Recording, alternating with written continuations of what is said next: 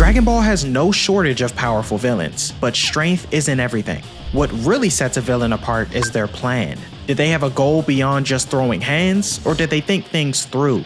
Did they actually succeed, or just run around causing chaos until someone stronger showed up? That's what I'm ranking today. From Z tier, the best of the best, all the way down to F tier, where the dumbest plans in the franchise go to rot. And since this is my video, I'm covering the villains in any order I want and only covering their initial appearances with a few exceptions. If you're into breakdowns like this, make sure to like the video, subscribe, and hit that bell so you don't miss what's coming next. But before we dive in, let me tell you about a genius plan that you can actually steal for yourself: Surfshark VPN. Just like a smart villain needs a flawless escape plan, Surfshark lets you instantly change your online location and keep your data hidden, all with one click.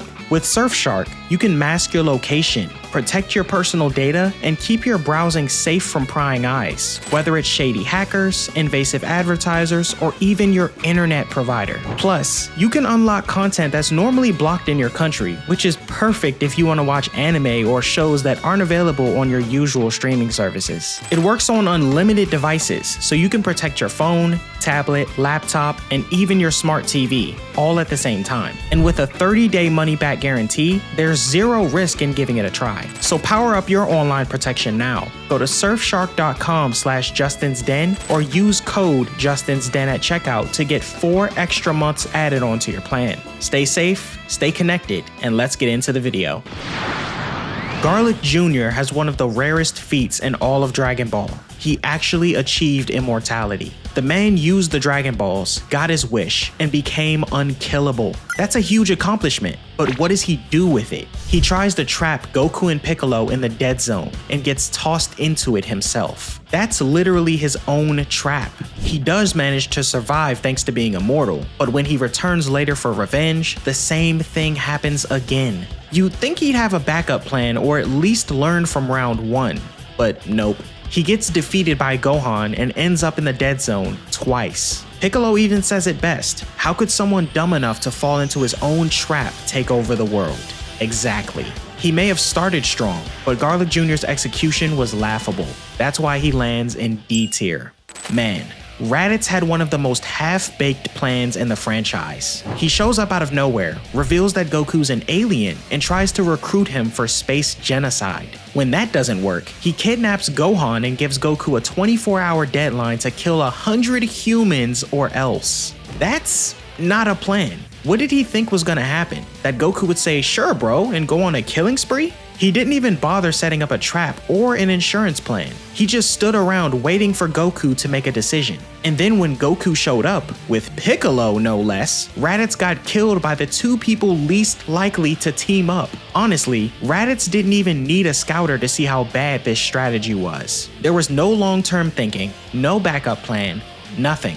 Just brute force and bad timing. I'm putting Raditz in D tier. And that's me being generous. Dr. Gero is the kind of villain that doesn't need to lift a finger to be terrifying. His brain did all of the heavy lifting. He wasn't a frontline fighter like the rest of these guys, but his hatred for Goku fueled some of the most dangerous threats in the series. Gero created Android 17 and 18, who in one timeline killed every single Z fighter and took over the Earth. And then there's Cell, a bio-android so dangerous he spanned multiple timelines. Gero literally died in the main timeline, but his creations carried out his will anyway. He had backup androids, a supercomputer finishing his work, and even put his own brain into Android 20 so he could live on. Sure, he got offed by his own androids in a twist of irony, but that doesn't take away from the fact that his master plan was basically responsible for one of the darkest timelines in Dragon Ball. He was this close to breaking the franchise. For sheer foresight, impact, and the chaos he created after his death, Dr. Gero earns his spot in Z tier. King Piccolo was the first true villain in Dragon Ball with a legitimate master plan. After being sealed away for years, he gets released and wastes no time reminding the world who's boss. His plan was simple yet effective: kill the world's best fighters, use the Dragon Balls to regain his youth, and eliminate any resistance to claim the Earth as his playground. What really makes it genius was that once he got his wish, he straight up killed Shenron. That's wild. No one else in Dragon Ball history thought to do that. Just destroy the dragon and guarantee your wish can't be undone. And after that, he crowned himself King of the Earth, started naming holidays after himself, and implemented a system where he'd randomly destroy cities every year. This guy was living the villain dream. His only downfall? Underestimating Goku. He had multiple chances to kill him, but kept letting his ego get in the way. Still, even in death, he launched a final contingency plan by spitting out an egg that would become his reincarnation, Piccolo Jr. That's forward-thinking villainy. For all that, King Piccolo is sitting comfortably in A tier. Majin Buu is one of the strongest threats in Dragon Ball Z, but in terms of planning, he's basically a walking blob of chaos. The thing is, Buu didn't even come up with the idea of revival or destruction. That was Bibidi and later Babidi's doing. Buu was just a tool, a force of destruction passed down through generations until he was finally revived on Earth. And once he's back, pure carnage. Fat Buu is kind of innocent and chaotic neutral, but when he gets angry, all bets are off. Super Buu was more deliberate, absorbing fighters like Gotenks, Piccolo, and Gohan to increase his power, but there was still no real endgame. He wasn't trying to rule the world, build an empire, or seek revenge. He just wanted to fight, destroy, and occasionally turn people into candy. Kid Buu took that even further by being destruction incarnate. So yeah, he was dangerous, but there was no strategy, just vibes, screams, and explosions. Buu's getting F tier. The Red Ribbon Army had a solid setup. They were a global crime organization feared across the earth, equipped with high-tech weapons, elite operatives, and a military force that dwarfed anything else at the time. Their goal? Total world domination. And to make sure they stayed on top forever, they sought out the Dragon Balls. Sounds simple, but smart. Until you realize their fearless leader, Commander Red, wanted the Dragon Balls not for power or control, but just to make himself taller. That's it. All that manpower, all that sacrifice, all that bloodshed for a couple of inches. Nobody in the army knew this until the very end, and when the truth came out, Red was shot by his own second in command. Goku might have taken them down, but they were already doomed by poor leadership. This is one of those plans that had so much potential but fell apart because the guy at the top was a complete clown. The Red Ribbon Army lands in C tier. Alright, Beerus isn't a villain in the traditional sense, but let's be real. He rolled up to Earth threatening to blow it up over a premonition and a lack of pudding. That's villain behavior. But he wasn't just being petty. He was on a mission. After having a vision about a powerful figure known as the Super Saiyan God, he decided to track one down and see if he could give him a challenge. And even though he ends up sparing the planet because of food and Goku's tenacity, he did complete his mission. He found the Super Saiyan God, had his fight, and left satisfied.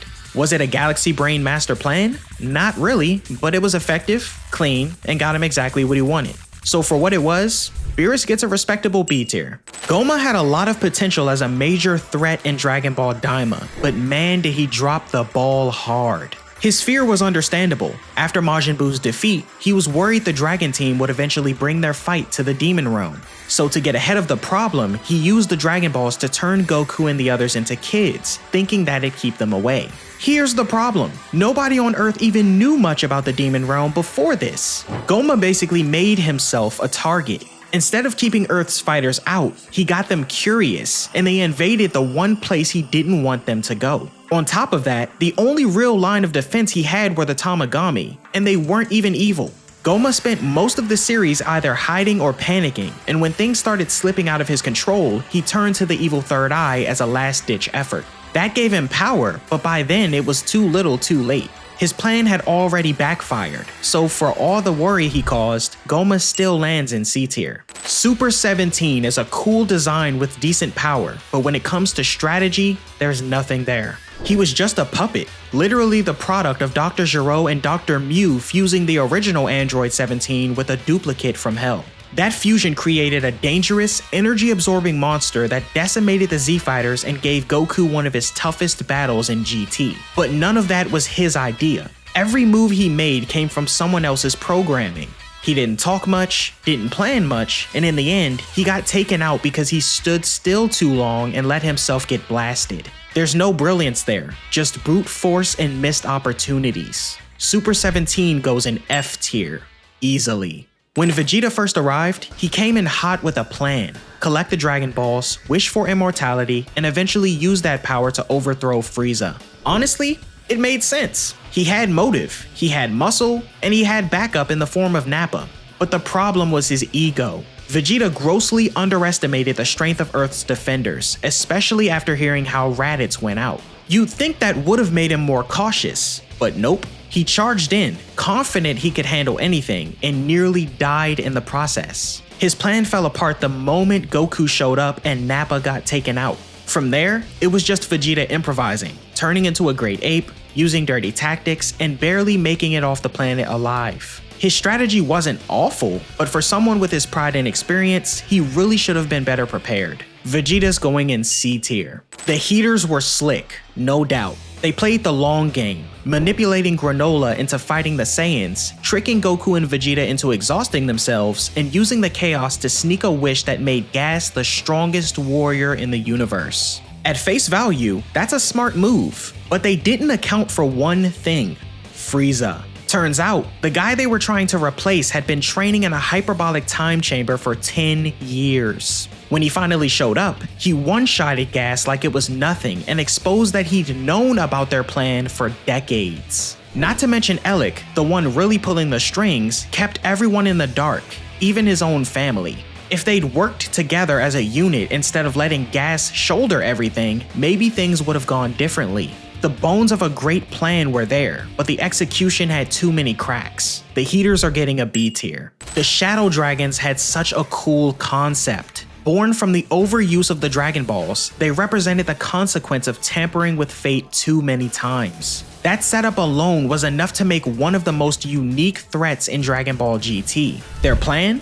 Simple: destroy everything.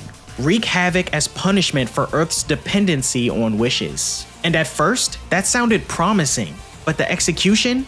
Meh. Most of the dragons were weak, gimmicky, or went down due to weird plot conveniences. The only serious threats were Ice, Nova, and Omega Shenron. Omega, in particular, was the final boss of GT, and he did feel like an apocalyptic force. If we're ranking him alone, he'd probably be A tier. But as a group, they fumbled hard. Cool idea, messy results. The Shadow Dragons go in D tier, with Omega getting an honorary A tier nod. Cell's introduction was wild. He wasn't just from the future, he was from another future. A version of Cell that killed future Trunks, stole his time machine, and came back to absorb androids 17 and 18 in the main timeline. That alone is genius. He manipulated events, snuck around undetected for a while, and slowly powered up until he could force his way into perfection. But once he got it, he kind of lost the plot. Instead of finishing off the Z-Fighters immediately, he decided to hold the Cell Games, a literal tournament where he let everyone power up and train for 10 days. That Saiyan blood in his system definitely kicked in. He wanted a challenge, but it cost him everything. After Gohan ascended, Cell got destroyed. Twice. His initial infiltration and buildup were brilliant, but once he hit perfection, it was all ego. No pun intended. That keeps him locked in at C tier. Baby is hands down one of the most calculated villains in GT, maybe in Dragon Ball overall. Created from the DNA of the Tuffles, Baby's whole existence revolved around revenge. He patiently waited, infected Dr. Mew to orchestrate his birth, and when the time came, he made his move. Baby took over the Earth, possessed Vegeta, used Bulma's tech to enhance himself, and revived the Tuffle race. He wasn't just fighting Goku, he was making a statement. The son of the Saiyan that destroyed his people was now his puppet. And Baby didn't stop there. He used the Black Star Dragon Balls to move Earth's population to his new planet Tuffle and transformed into a golden great ape to overpower Goku. Everything he did was smart, efficient, and personal. Baby didn't just want power, he wanted poetic justice. If plot didn't step in, he would have won. This one's easy. Z tier. Piccolo Jr. is basically the sequel nobody asked for, but ended up loving anyway. He came into the scene as King Piccolo's reincarnation, determined to pick up where his father left off and take over the world. That was literally his entire identity at first. Finish the job, get revenge on Goku, and rule everything. And to be fair, he was a serious threat. He trained in secret, got ridiculously strong, and nearly beat Goku in the World Martial Arts Tournament. But strategy-wise, there wasn't anything groundbreaking here. He was operating off an inherited plan. Everything King Piccolo did laid the groundwork for Piccolo Jr. to rise up, but Jr. didn't really evolve it much. He was stronger, smarter, and more collected than his dad, but not nearly as cunning. If anything, his greatest accomplishment was surviving long enough to become Goku's ally in the future. But that's a story for another video. For now, based on his initial plan and execution, I'm giving Piccolo Jr. a solid B tier. Zamasu had one of the most terrifyingly well thought out plans in Dragon Ball history. This wasn't just some I want to be immortal or rule the galaxy scheme. No, Zamasu genuinely believed he was cleansing the multiverse of sin. He saw mortals as inherently flawed, corrupt, and dangerous, and came to the conclusion that the only way to fix that was to wipe them all out. And the scary part? He actually pulled it off, at least for a while. He used the Super Dragon Balls to switch bodies with Goku, becoming Goku Black. He teamed up with an alternate version of himself, killed off gods across timelines, destroyed Supreme Kai, and caused the erasure of multiple universes worth of deities. That's methodical divine genocide. And when things got too chaotic, he fused with himself into a corrupted, near-immortal being that not even a fusion of Goku and Vegeta could beat. Honestly, the only reason he lost was because Zeno showed up and erased everything. Zamasu literally planned so far ahead that the plot had to wipe him off the board. That's a Z-tier plan through and through. Moro was one of the most terrifying threats introduced in Dragon Ball Super, and when he first appeared, he gave off big, galactic end boss energy.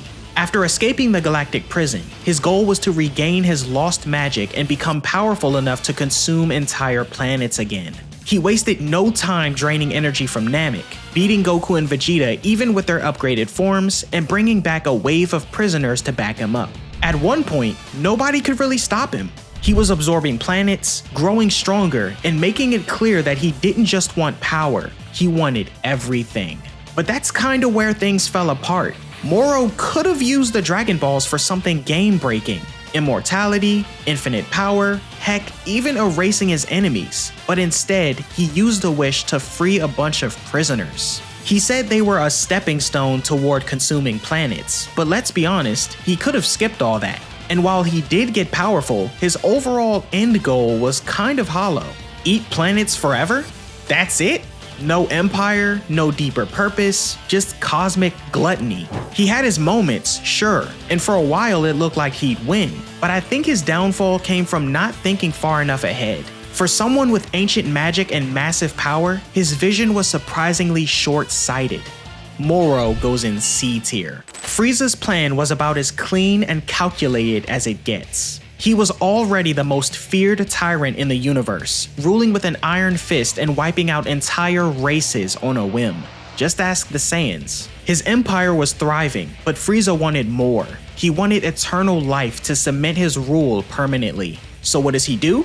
He heads straight to Namek with his top-tier soldiers to collect the Dragon Balls. He even had the foresight to monitor Vegeta's scouter transmissions from Earth, which is how he found out about the Namekian Dragon Balls in the first place. That alone shows you he was already playing chess while others were playing checkers. And honestly, things were going his way for a while. If the Earthlings hadn't showed up, and if Vegeta hadn't gone rogue, Frieza probably would have gotten his wish. And even with those interruptions, he adapted. He called in the Ginyu Force. He stepped into battle himself when things got dicey. Frieza wasn't just some brute. He knew when to delegate and when to take action. The only thing he didn't see coming was Goku turning into a Super Saiyan, which at that point was still a mythical transformation that no one had seen in generations. In the grand scheme, Frieza's plan only failed because of a 1 in a million fluke and the intervention of multiple unpredicted players. His ambition was clear, his method was direct, and he came ridiculously close to pulling it off. He even planned to destroy Namek out of spite when it all fell apart, just to be petty and make sure no one got what they wanted. That level of contingency? cold-blooded genius. For all these reasons, Frieza's going straight to Z tier. He's the blueprint for a villain who could have won, and honestly should have won, if the plot didn't demand otherwise. So yeah, some of these villains had galaxy brain schemes, and others probably should have slept on it. Let me know who you think had the best plan and who got done dirty. And if you enjoyed the video, don't forget to like, subscribe, and hit the bell so you don't miss what's next. Catch you in the next one.